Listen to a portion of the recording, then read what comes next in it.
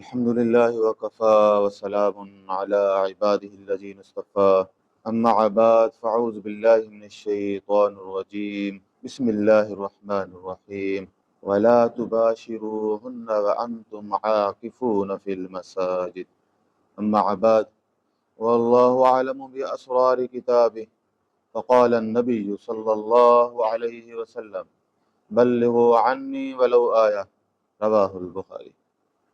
عزیز سامعین کرام، ویسے تو پورا رمضان رحمتوں، برکتوں اور مغفرتوں، عطاؤں اور بخششوں کا مہینہ ہے، مگر جیسے جیسے رمضان گزرتا جاتا ہے ویسے ویسے اس کی رحمتیں اپنی سائے کو بڑھاتی جاتی ہیں، اس کی رحمتوں کی وسعتیں اور زیادہ بڑھ جاتی ہیں۔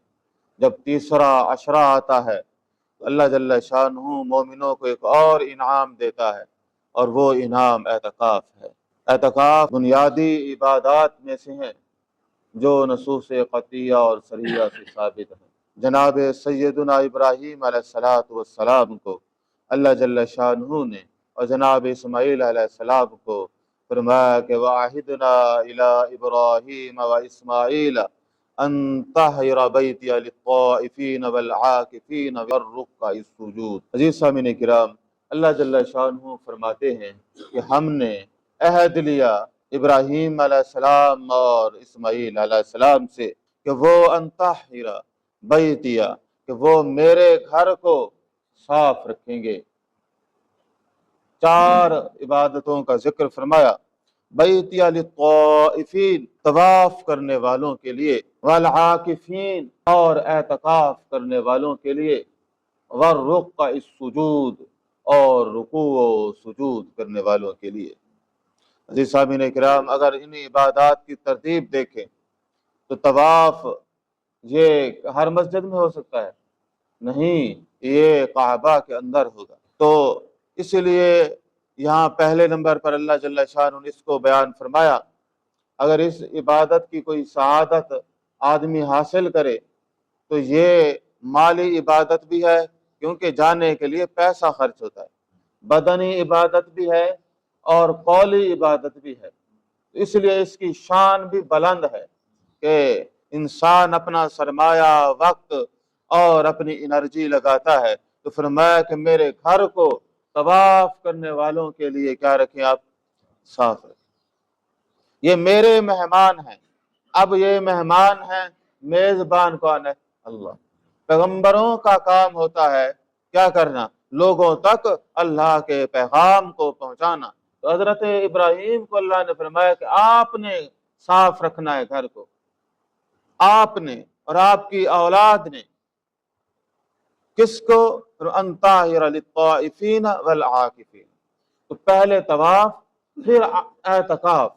اعتکاف جو ہے وہ اللہ تعالیٰ کی اتنی بڑی نعمت ہے کہ اگر انسان کے پاس وسعتیں نہ ہوں، کوئی مال و دولت نہ ہو، اب سعودی عربیہ جانا تو ایک مشکل کام ہے غریب آدمی کے لیے، اور بعض اوقات وہ ناممکنات میں ہے، تو اب وہ کیا کرے؟ اللہ جل شانہ کی رضا کیسے حاصل کرے؟ تو کس طرح وہ حاصل کرے؟ فرمایا کہ وہ اعتکاف بیٹھ جائے۔ اعتکاف ایسی عبادت ہے کہ انسان دنیا کے معاملات کو ترک کر کے، اب وہ روزی کماتا تھا وہ بھی ترک کر دی، مصروفیات اسرہ، گھر کی مصروفیات بھی ترک کر دی، پھر یکسو ہو کر کس کی عبادت میں بیٹھ جائے؟ اللہ تعالیٰ۔ تو بھائی یہ عبادت اتنی مجرب ہے کہ جناب ابراہیم علیہ السلام کو بھی حکم تھا، اور پھر آپ صلی اللہ علیہ وسلم نے وہ عملی تصویر بھی پیش فرمائی۔ فرمایا کہ آپ نے اعتکاف کرنا ہے، اور اس کے بعد والرکع السجود، اور رکوع و سجود کرنے والوں کے لیے۔ تو عزیز سامعین کرام، تو اعتکاف کا لفظی معنی تو رکنا اور ٹھہرنا ہے، لیکن اس کا اصطلاحی معنی یہ ہے کہ انسان جو ہے مسجد کے اندر عبادت کی نیت سے یکسو ہو کر جو ہے وہ یہیں پہ ہی رہے اور عبادت کرے لیل و نہار۔ تو انسان عوارضات زمانہ میں گرفتار ہو جاتا ہے، ذمہ داریاں، مصروفیات، میل جول اور بہت کچھ، پھر وہ دیکھتا ہے کہ میرے اور میرے رب کے درمیان میں فاصلہ آ رہا ہے، دوری آ رہا ہے، کیوں میں اس کا قرب حاصل کروں؟ تو قرب کی بات ہو تو اللہ تبارک و تعالیٰ نے فرمایا کہ وَنَحْنُ أَقْرَبُ إِلَيْهِ مِنْ حَبْلِ الْوَرِيدِ وَهُوَ مَعَكُمْ أَيْنَمَا كُنْتُمْ فَإِنِّي قَرِيبٌ۔ تو مقصد ہے رضا الہی حاصل کرے، کیا ہے؟ اللہ تعالیٰ کی رضا حاصل کرے، اس کی خوشنودی حاصل کرے۔ عزیز سامعین کرام، تو قرآن مجید کی نصوص سے یہ بات واضح ہے، اور فرمایا وَلَا تُبَاشِرُوهُنَّ وَأَنْتُمْ عَاكِفُونَ فِي الْمَسَاجِدِ۔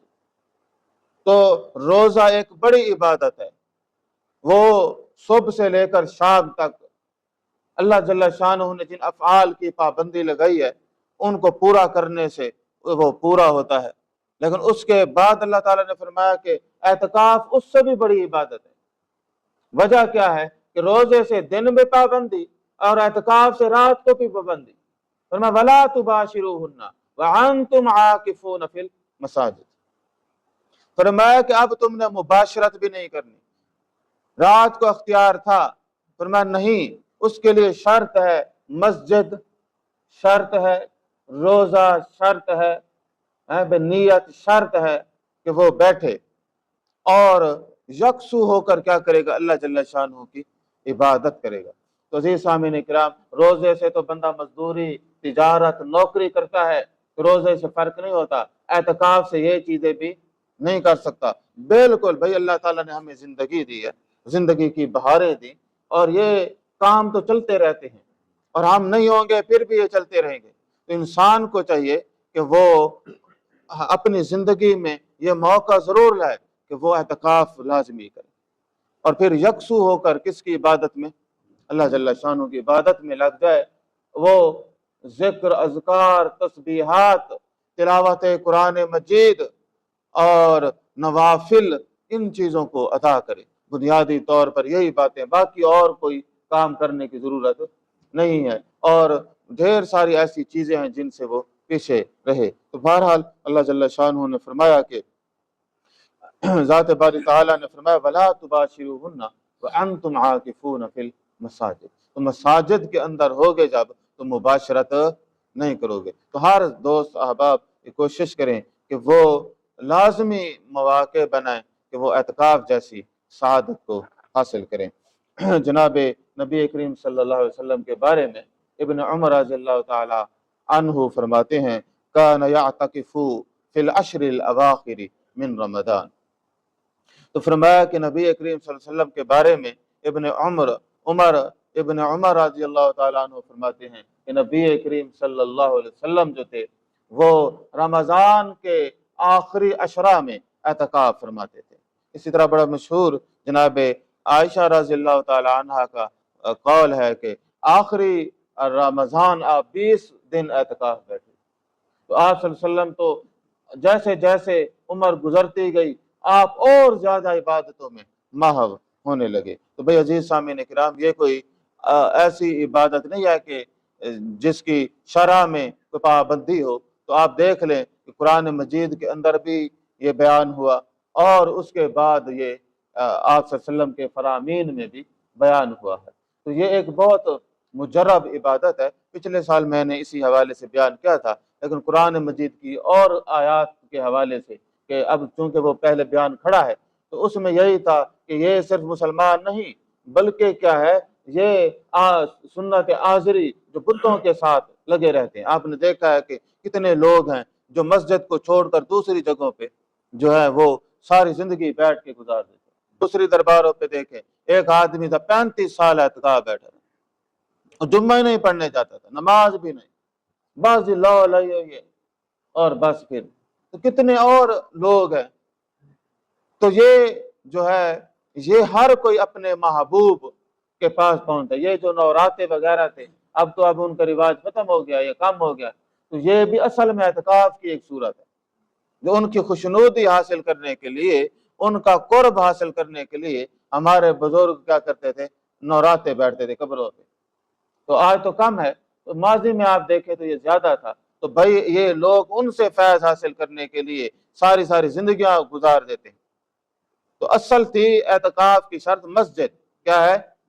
مسجد ہے اللہ تعالیٰ کی خوشنودی حاصل کرنے کا जरिया। तो इसी तरह वो सुन्नत आसरी भी है कि वो बुतों के साथ लगे रहते। तो खुद कुरान मजीद में वो आयात है, तो वो मैंने पिछले जो है साल वो बयान कर दी थी। तो कहने का मकसूद ये है कि भाई ये एतकाफ नसूस सरीहा से साबित है, इसको उसके तकाज़ों के मुताबिक अदा किया जाए। कोशिश की जाए कि अब हमारे यहाँ रिवाज है कि बंदा एतकाफ बैठा नहीं, सारे मिलने आ जाते हैं। वो बेचारा यकसू होके बैठना था, भाई वो तो अल्लाह ताला के बहुत सारा मेल मिलाप, पता चलता है कहीं वो पता नहीं बिछड़ गया था सदियों से। भाई वो जिस काम के लिए आया है वो करने देना, ये ज्यादा बेहतर है। तो बहरहाल जिस आदमी को ये अल्लाह ताला फुर्सत दे तो वो ज्यादा से ज्यादा वक्त किस में गुजारे? हाँ, अल्लाह ताला की इबादत में, कुरान मजीद पढ़ने में और जिक्र में, नवाफिल में, क़ज़ा उम्री में, जो भी उसका है कि वो 3 कामों में से यही काम करता रहे। बाकी दूसरे काम जो है वो बाद में करेगा। मसला यूट्यूब लगा के बैठ जाता है, सोशल मीडिया, मैं दीनी तकरीरें सुन रहा हूँ, भाई वो बाद की बात है। आप कुरान मजीद के साथ वाबस्तगी लें, फिलहाल आप इसको पढ़ें, तो इसी तरह वो फायदा उठा सकता है। तो ये जो एतकाफ है ये सुन्नत अमल है। और अगर कोई आदमी नजर मान ले तो फिर ये वाजिब हो जाता है कि कोई आदमी ये कहे कि भाई मैं क्या करूंगा, ये मैं बैठूंगा, और इसकी नजर मान ले तो फिर ये उसके ऊपर वाजिब हो जाता है। और इसी तरह नफल भी है कि वो कुछ दिन भी बैठ सकता है। एक आदमी है, वो उसकी कोई मसरूफियात है, या वो उसको पता है कि मैं अगर बैठ गया तो बहुत उलझन हो जाएगी, तो वो चंद दिन बैठ सकता है। इसी तरह थोड़ा वक्त बैठने को भी बाज़ ने कहा कि यह भी एतकाफ की एक सूरत है।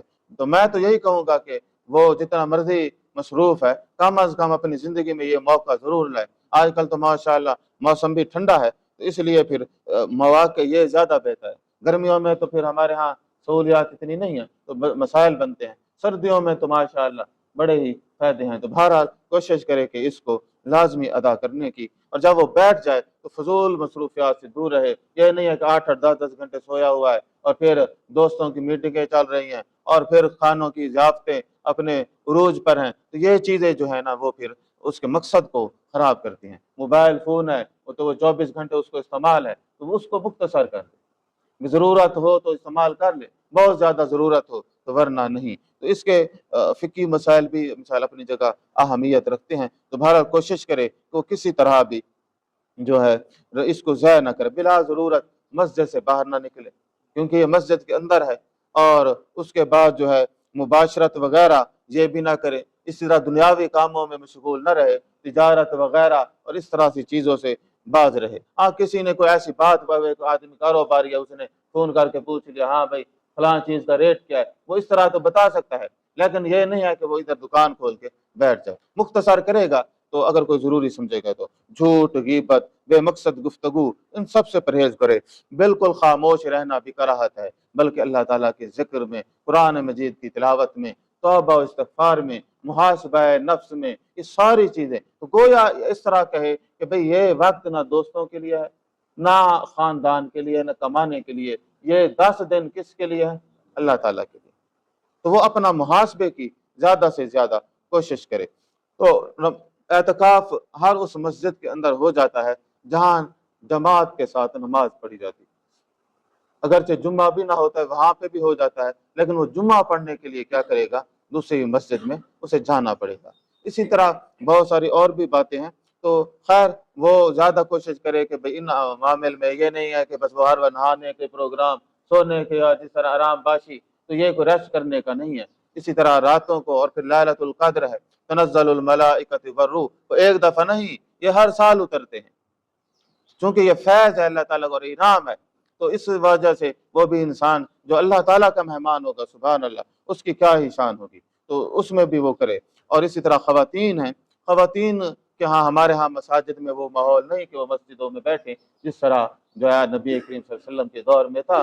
तो वो अपने घरों के मखसूस हिस्से के अंदर एतकाफ बैठेंगे, तो वो भी यकसू होकर अल्लाह जल्ल शानहू की इबादत करें। कोई बहुत ज़रूरी काम है, मिसाल बच्चे छोटे हैं, किसी को दूध पिलाना है, तो बाज़ औक़ात ये भी होता है कि औरत अकेली रहती है घर में, तो एतकाफ भी बैठी है, छोटे मोटे काम तो वो फिर साथ भी कर सकती है। जो ज़्यादा से ज़्यादा वक्त क्या प्रेफर है, वहाँ एतकाफ की सूरत में अदा करे। हाँ, अगर किसी जगह माहौल हो औरतों का और सिक्योरिटी हो, پردے کا بھرپور انتظام ہو اور پورے وسائل ہوں، تو وہاں پھر عورت، بعض مساجد ایسی بھی ہیں وہاں پہ بھی اعتکاف بیٹھ سکتی ہیں۔ تو اگر یہ ساری قوانین کو اگر پورا کرے تو سب سے افضل طواف اعتکاف تو خانہ کعبہ کے اندر ہے، اور اسی طرح مسجد نبوی اور بیت المقدس کے اندر، اور اس کے بعد جو بڑی جامع مسجد ہوگی اس کے اندر ہے۔ اور اگر یہ چیزیں انسان کو اگر موجود نہ ہوں تو پھر وہ کسی بھی مسجد کے اندر جہاں جماعت ہوتی ہے بیٹھ سکتا ہے۔